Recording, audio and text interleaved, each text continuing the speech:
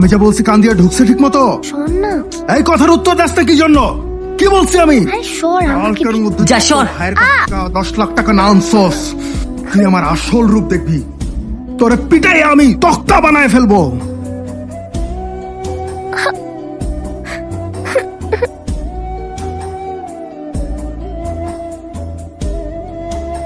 বাবা মান্নাত, হ্যাঁ মা। বড় বোনকে কেউ এইভাবে মারে? কেন? বড় বোনকে মারলে কি হয়?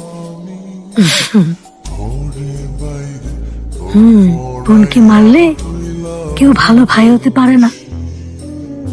আর ভালো ভাই হতে না পারলে বোন যখন বড় হবে, ওর যখন বিয়ে হয়ে যাবে, ওর শ্বশুর বাড়ি তুমি যাবে না?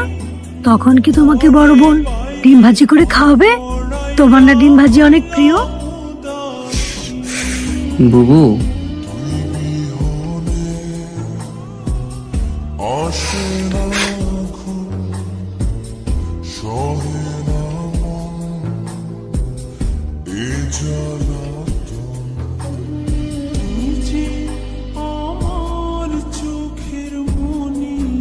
বুবু, বুবু শোন না। বুবু শোন না।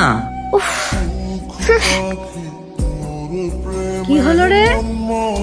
কি হলো মান্নাত জান্নাত? গ্লাসটা কে ভাঙলো? না না মা, কিছু হয়নি।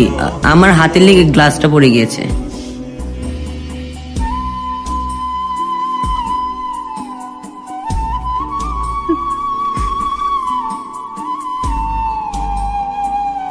বুবু সরি, প্রমিস আর কখনো করবো না। হইছে, এবার তুই এখন খা। তাহলে তো শ্বশুর বাড়ি গেলে ডিম ভাজা করে খেতে দিবি তো?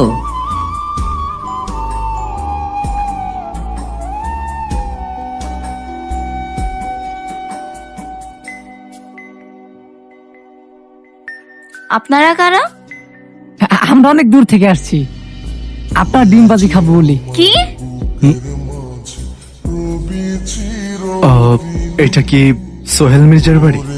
হ্যাঁ, উনি তো আমার বড় ভাই।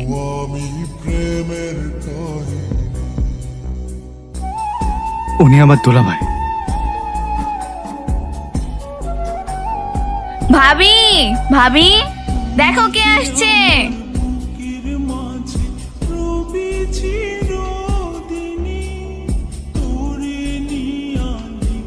জান্নাত, কেডা এটা?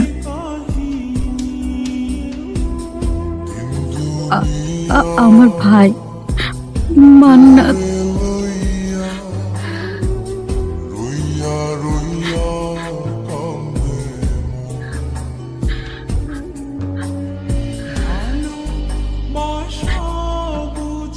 মান্নাত, তোমার বোন সারাদিন কতবার তোমার নাম নেয়?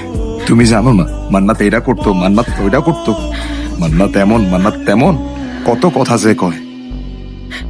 এটা করতো, মান্নাত ওইটা করতো, মান্নাত এমন, মান্নাত তেমন, কত কথা যে কয়। তুমি আসছো ভাই, আমি অনেক খুশি হয়েছি। যবে থেকে বিয়ে হয়েছে তোমার বোনরে কেউ দেখতে আসা তো দূরের কথা, ফোন দিয়ে একটা খবরও নেয় না। তুমি আসছো ভাই, আমি অনেক খুশি হয়েছি। এই জান্নাত, তোমার ভাই আসছে, বাজারের একটা নিয়ে আসো। আজকে তুমি নিজের হাতে তোমার ভাইয়ের যত পছন্দের খাবার আছে সব রান্না করে খাওয়াইবা। তাড়াতাড়ি নিয়ে আসো। না,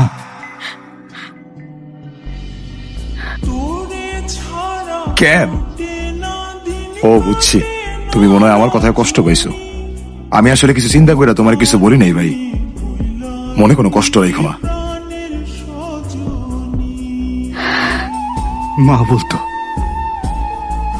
ভালো ভাইরা নাকি বোনের শ্বশুর বাড়ি গেলে বোন ডিম ভাজি দিয়ে ভাত খেতে দেয়। আমি ঢাকা থেকে এই পর্যন্ত আসছি আমি শুধু আমার বোনের হাতে ডিম ভাজি দিয়ে ভাত খেতে। কি বল, তুই তোর ভাইকে ডিম ভাজা দিয়ে ভাত দিবি না?